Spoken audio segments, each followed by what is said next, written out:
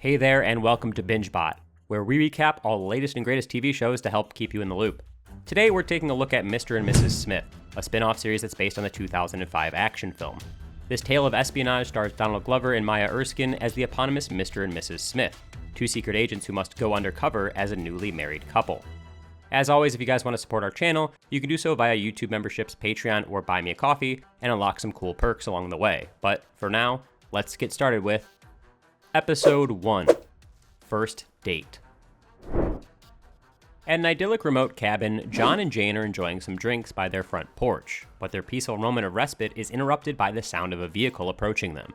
Hurriedly, they head inside and start packing their bags. However, Jane expresses how weary she is of always running, and thus, they start preparing their defenses instead. What? I can't keep running away. When we stop running?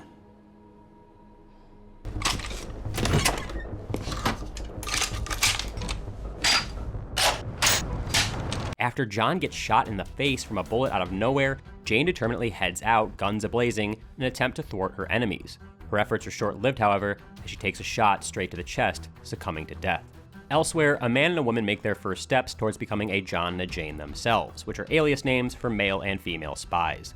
They both have signed up for this job through a mysterious organization, which asks them a series of questions through a screen. From their height and ethnicity, their willingness to relocate, and even a number of people that they have killed. These two new John and Jane separately arrive at their new home and begin exploring it, and eventually, the two finally have their first awkward meeting at the home lift. Once settled in, the two receive their first mission. They head over to a restaurant where their target is, who has a package that they need. They start tailing the woman to the park, to the cinema, and finally to the shopping center, all while the two reluctantly try to get to know each other a little bit more. Through a cunning plan devised by John, they finally manage to obtain the package from the target. They deliver the package to a house, only to discover that it was just a cake. And as they're leaving the vicinity, the house suddenly explodes, and it turns out the cake had a bomb inside of it all along. Episode 2, Second Date. On her way home from buying breakfast, Jane runs into her middle-aged neighbor, Harris, outside their home, who attempts to make small talk with her, but to little success. Later inside, she raises her suspicions to John that Harris is actually watching them. He has a dog named after the prophet. Just one of my favorite books. It's one of everyone's favorite books. Is it? Yeah, it's one of mine. Are you jealous? No, I'm not jealous. It's just, it's weird to have my wife say the neighbor is hot. But I'm not your wife, actually. Later, the two head to their next mission at a silent auction, where they're going to have to locate the high bidder of Warhol's silver car crash and administer no more than a single dose of truth serum to them. As they arrive at the location, John decides to shift up plans and enter as a caterer instead. Inside, they find their target, a man named Eric, who is looking to bid $106 million. Jane attempts to seduce the man and proposes that they have some fun with one of the cater waiters, John, in private, and pay him to do whatever they want. Once the three are alone, Eric orders Jane and John to act like dogs. Knowing that they must do this for their mission, the two dutifully abide until such a point that they're able to get into position to stab the man with the truth serum.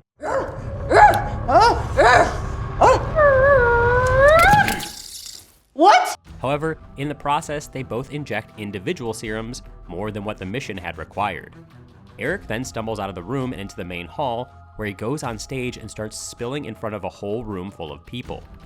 When Eric suddenly goes into shock in the middle of his rambling, John and Jane manage to get him out of the auction and bring him back to their home, where they scramble to find an EpiPen, but it's far too late, and the man dies in front of them. The two agree to chop up the body, bag it, and throw it into a composter to get rid of their problem. After the long night that they've had, John and Jane end up watching cartoons, and given to the tension in the air, they start making out, not knowing their mission has been declared a failure. Episode 3, First Vacation. Located in the Italian Dolomites is the Fannis Hotel, and this is where the Smiths' next mission begins, as they must observe and report on their neighbors, Gavel and Parker Martin, and record an important phone call at 5 p.m. the day after. While the two are spying on their targets on the TV through a camera that John installed through the wall, they frolic in bed like newlyweds. In contrast, it turns out that Gavel and Parker are having some issues in their marriage. The next day, John and Jane are enjoying a meal at a restaurant with their targets in clear view a couple tables away. Through their conversation, it's clear that John and Jane are very different people. John chews quietly and is outgoing, while Jane chews loudly and would rather not mingle with the elderly couple that sits next to them. In the middle of their exchange, John's phone buzzes, and he claims that it's simply a spam call that he's been receiving quite a lot lately. Still tailing the Martins, John and Jane find themselves riding a ski lift, where John's phone buzzes once again. This time, however, he answers the call. It turns out that it's been his mom calling him, and that he's been in regular contact with her despite the dangers of doing so. Jane, on the other hand, has completely cut off contact with her dad with no hesitation. When Gavel separates herself from Parker to attend a meeting, John decides to follow Gavel while Jane goes with Parker. John strikes up a conversation with Gavel at a sauna and discovers that there was no meeting after all. It was just an excuse to get away from Parker. Meanwhile, Jane herself mingles with Parker and learns his side of the story. He just doesn't feel the same about his marriage with Gavel and is unsure if he can ever get that back. In the middle of their respective conversations with the Martins, John and Jane manage to bug their phones without their knowledge. A few minutes later, Gavel is kidnapped by a couple of men, and they try to negotiate with Parker over the phone. This is the phone call that they needed to record, and with that, their job is done. When Parker refuses to negotiate with the kidnappers, however, this prompts John to spring into action, and he manages to take down the men while Gavel manages to run away to safety.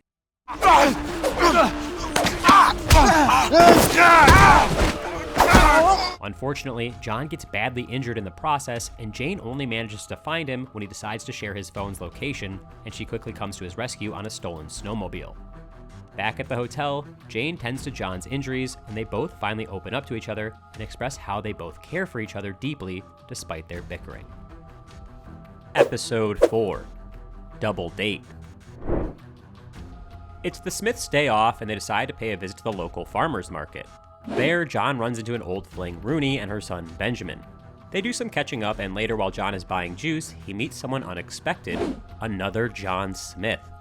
I think we might have the same name or something. Sir? Yo. Oh, no. You don't have to. No. What do you want? I'll get yours and another one of these. An OJ? They make plans to meet up later so they can meet the other Jane and talk about their lives as spies. That night, John and Jane too arrive at John and Jane's house, and their night of revelry begins. All throughout, they exchange stories of being John's and Jane's, with John and Jane too offering more stories and trying to offer advice as they have been doing it for a longer time. As the night deepens and more liquor is consumed, John and Jane too propose that John and Jane come with them to a high-risk mission that night, and that they would even split the fee with them. Once they arrive at the designated helicopter, John and Jane learn of John and Jane too's cruel plan all along, to sucker them into going to the high-risk mission in their place.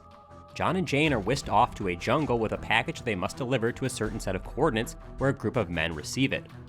The Smiths are then captured and set to be executed, but manage to fight for their lives out of the jungle, swinging away with a machete. On the way back, they recount the events that transpired to John and Jane too over the phone, and the latter decide that John and Jane should take the full reward after all, instead of the originally agreed upon amount. Finally back in the safety of their own bed, John and Jane finally express their love for each other while having a laugh at everything that just happened in the past 24 hours. Episode 5. Do you want kids? John and Jane find themselves in Lake Como nabbing a high-value target, Toby Hellinger, from his home.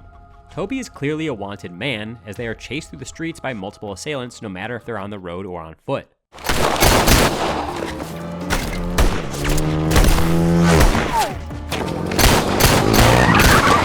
After managing to convince a family to take them across the lake, they arrive at a safe house. It turns out to be John and Jane's property, secretly purchased by John without Jane's knowledge, a gesture that's not received warmly by Jane. While awaiting their next move, Jane is chatted up by Hi, their mission giver, who they decided to call based on how they greet them with 2 highs. They seem to have taken a special interest in Jane, informing her that she alone might be ready to advance in the ranks. The group's stay in the house is without incident, and they're able to enjoy a quiet night. It's evident, though, that John has little tolerance for Toby's man-baby antics, as they have to bribe him with cigarettes to take his medicine, and he throws a fit when John refuses to give him one. Later that night, John and Jane have a sincere conversation outside. It's clear that John is in the mindset of wanting to settle down with Jane and maybe start a family, but Jane feels otherwise. You think you ever do that? What? Have a wedding. I think I would like vows if it were private, if it were just 2 people.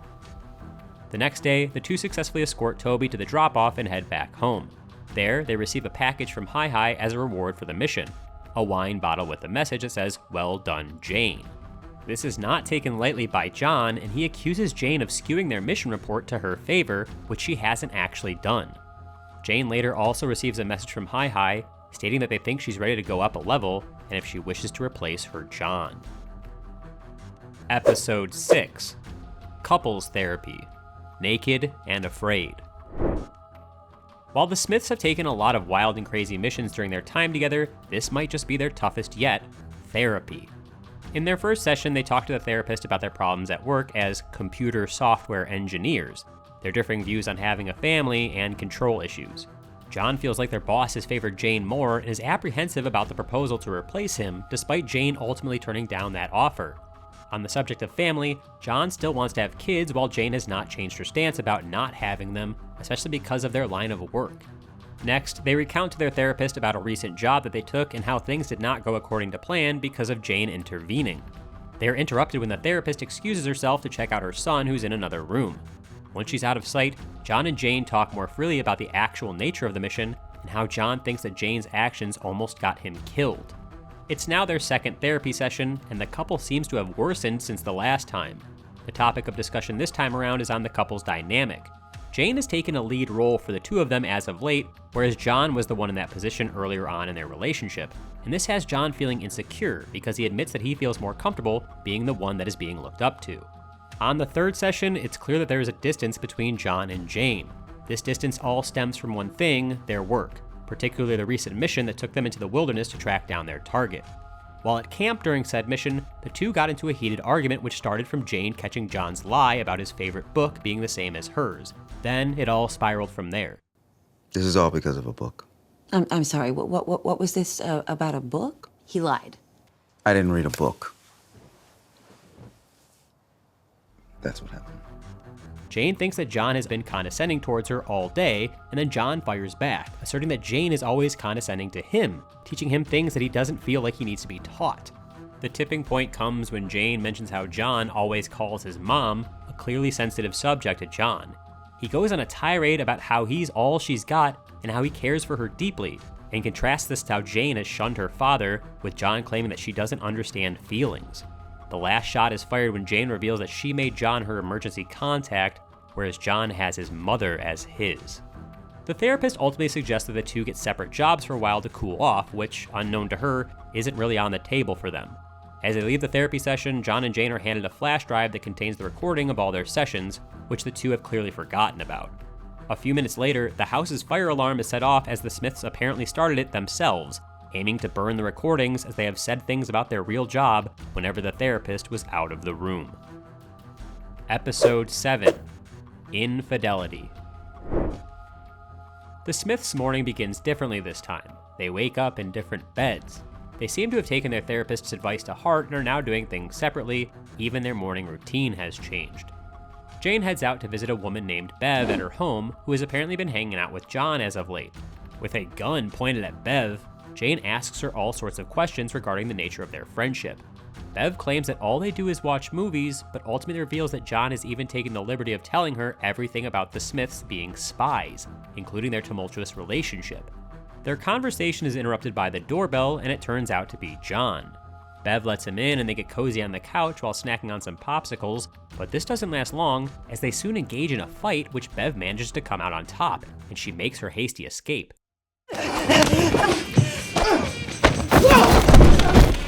That was fun.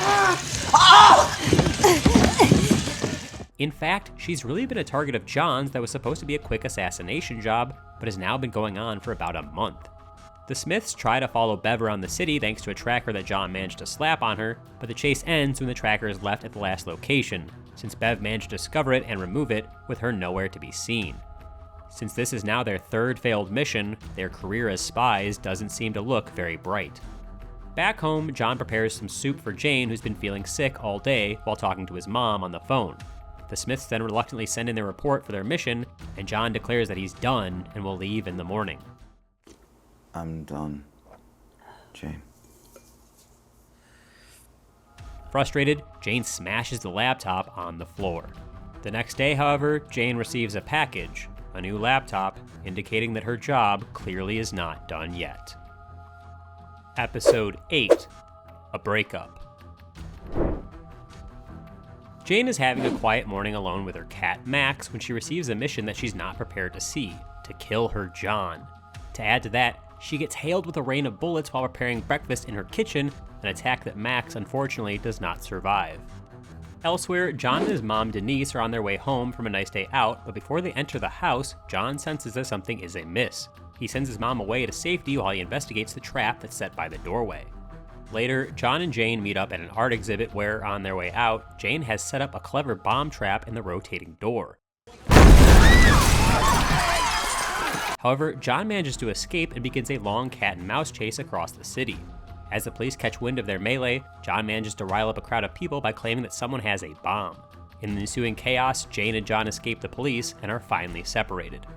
The peace is short-lived though, as the two spot each other in the street and the chase resumes, with Jane racing back home and John hot on her tail. As she gets there first and slams the door on John, she hears an unfamiliar voice coming from the kitchen, Denise. The two have a sincere conversation about the state of Jane and John's relationship. While outside, John runs into their neighbor, Harris. He manages to convince him to let him into his house so that he can loop around and enter his home from the back door, claiming that he lost his keys. However, John has always felt suspicious about Harris, so once inside, he begins to snoop around. He discovers that Harris has photos of him and Jane strewn across a board, and is far from happy about it. He confronts Harris about it, who admits that he is simply a real estate agent and reveals that the Smiths' property is basically a gold mine, which is why he has kept a keen eye on it. You weren't flirting with Jane because you like her. It was about our house.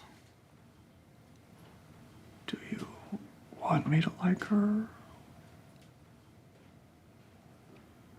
Please don't kill me. Finally able to access the back door of his home, John enters cautiously and sure enough is welcomed by Jane with a hail of bullets. The two engage in a long gunfight that takes them from the wine cellar to the kitchen, the library, the bedroom, and finally the study. John manages to keep Jane under control and injects both of them with the truth serum. Perhaps for the first time since they paired up, the two have a face-to-face conversation with no lies being told between them. While they lay there, beaten and battered, a big truth finally surfaces. The attack earlier that took Max's life and the trap that almost victimized John and his mom was not the doing of either of them. Right on cue, the real perpetrators walk through the door in the form of John and Jane too. They reveal the real nature of their extremely high-risk work, which is to kill other Johns and Janes. The guy that John and Jane killed during their mission that they were tricked into was, in fact, another John Smith. John and Jane too wax poetic about the mission giver who they refer to as Soup, and how he is all-knowing and can predict any agent's move before they do it. This is also how they managed to locate John and Jane at the market. Just then, John and Jane find an opening when John 2 sneezes and they bolt into action, with Jane managing to shoot John 2 right in the face. A shootout ensues as the two dash towards the safe room, with Jane 2 lingering outside. Their safety is all an illusion, however, as John apparently took a bullet in the stomach during the chaos and is slowly weakening. Seeing that John doesn't have much time left, Jane opens a door and finally faces the other Jane in a gunfight, with the fate of the Smiths left unknown. And that wraps up Mr. and Mrs. Smith Season 1. It looks like we're gonna have to wait until the next season to find out what happened in that final fight, but luckily we'll have the recap when that happens. Thanks for watching our recap and for sticking around until the very end. If you liked the video, consider sharing it with a friend or just dropping us a like. And if you want more recaps like this, don't forget to subscribe to our channel and ring the notification bell so you never miss a new one. Thanks again to all of our viewers and our loyal supporters. We'll be back soon with another recap, but until then, BingeBot is logging off.